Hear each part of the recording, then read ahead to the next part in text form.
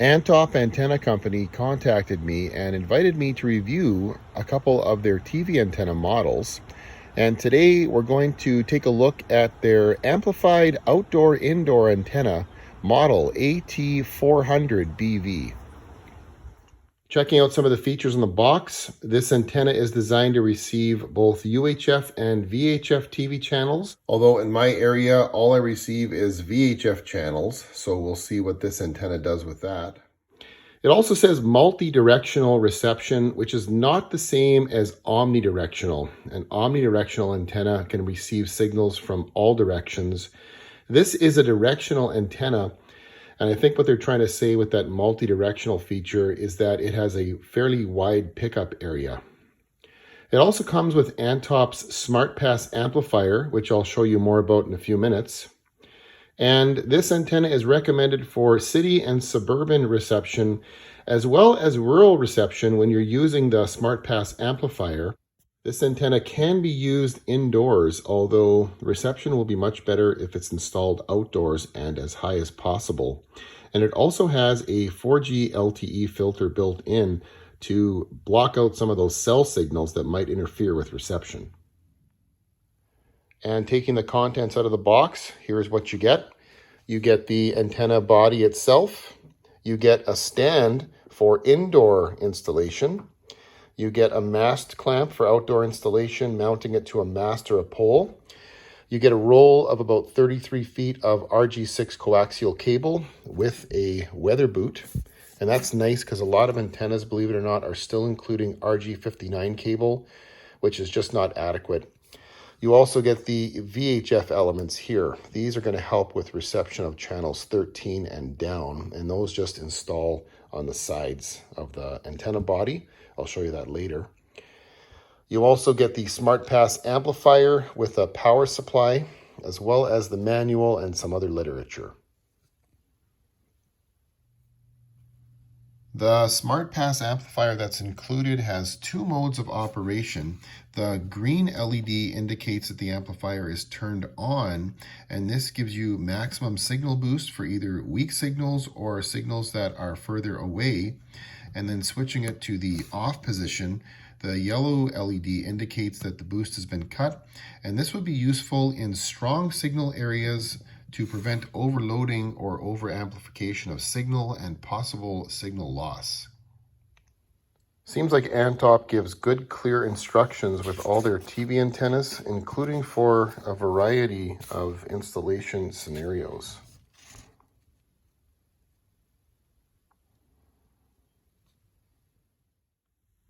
Setting up the antenna for an indoor installation is pretty simple, no tools required. Snap the mounting base in place and then screw on the VHF elements. Just be careful not to over tighten them though.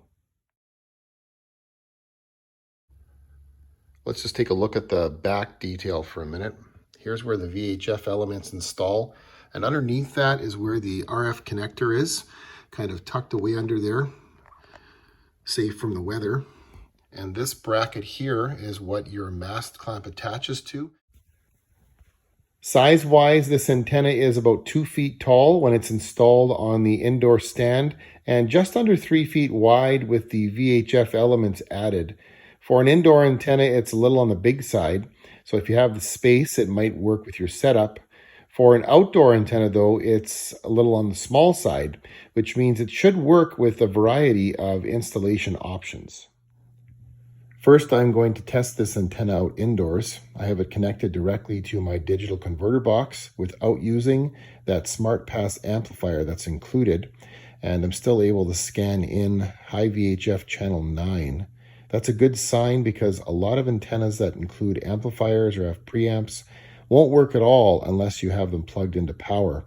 So this antenna will work with or without the amplifier installed, and that's a good design feature on the part of Antop. The signal strength on channel 9 is good. It's in the high 60s, touching the low 70s. And now I'm going to add in the Smartpass amplifier and try to scan in the other two channels in my area, low VHF channels 2 and 4. Unfortunately, that didn't work because those channels are very difficult to receive indoors unless you want to use a huge antenna in your house. But I did notice that the amplifier added about 5% to the signal strength of channel 9.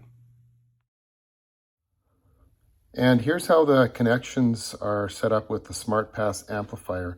This cable here runs back to the antenna, gets plugged into this end here, and then on the other end, this coax cable here goes into your TV or digital converter box, and then all that's left here is the power supply. Plug that in, and then your amplifier has 2 modes of operation. Green is amplified to give you the most signal boost, and then you can cut the boost by switching to yellow mode, and that prevents overloading or over amplification of strong signals. To move from an indoor installation to an outdoor installation, just take the base off by pressing this little lever in, slide the base off, and I remove the VHF elements for now just to avoid any damage. No real tools required to prepare the antenna for an outdoor installation. Just slip the U-bolt into the back bracket from the side like this, add the retaining bar and then the wing nuts, and then it's ready to be installed on a mast that's at least 1.5 inches in diameter. That coax cable and weather boot are a pretty snug fit. So just slip it on the mast and tighten the wing nuts by hand. What you don't want to do is use pliers or a wrench. Just snug them up by hand, and that will be plenty tight. And we'll just add back in the VHF elements. Again, just by hand. Don't over tighten these. There we go. And now this mast is ready to go up. Here it is mounted outside, 12 feet in the air on a tripod. And one thing I would recommend is that you zip tie that coax cable to the mast just to avoid any strain on that RF connector on the back of the antenna. It's always a good idea to mount the antenna as high as you can and make sure that there are as few trees or obstructions in the way in order to get the best possible reception. Another mounting option is to use a standard satellite dish arm. The mast clamp has no problem accommodating that, and it looks good on there. In my area, I have broadcast towers to the north and also to the northeast. They're about 30 degrees apart, so I expect that this antenna has a wide enough pickup to get all those signals when it's situated like this. And now we'll go inside and run a channel scan. And running a channel scan here, I have the antenna connected directly to my digital converter box without the amplifier in line at all. And as you can see outside, we're picking up channels 2 CKPR, channel 4 CHFD, and I expect channel 9 TVO to come in as well. And there it is. That's a good sign. That tells me that this antenna works fine even without the amplifier connected. So if you're in a strong signal area, you may not even need to use the Smartpass amplifier. We'll test the signal strength after, and then we'll try it with the amplifier and see if it makes a difference. This is channel 2 CKPR, signal strength in the mid to high 50s. Picture is stable. And channel 4, the signal strength is significantly higher in the high 60s. And here is VHF channel 9, and wow, we're getting into the 80s, mid 80s, and this is with no amplifier connected. So I think that speaks to the fact that this antenna is probably dialed in for high VHF and UHF reception, but still impressive. It's picking up those low VHF channels, albeit I only live less than 10 miles from the broadcast towers. Now we'll hook up that Smartpass amplifier and see how it performs with that. Installing that Smartpass amplifier and switching it to green mode seemed to help channel 2, bumping the signal from the 50s into the mid 60s, but it seemed to shave a little bit of signal off of channel 9, probably because that channel is much stronger and it might be slightly over amplified.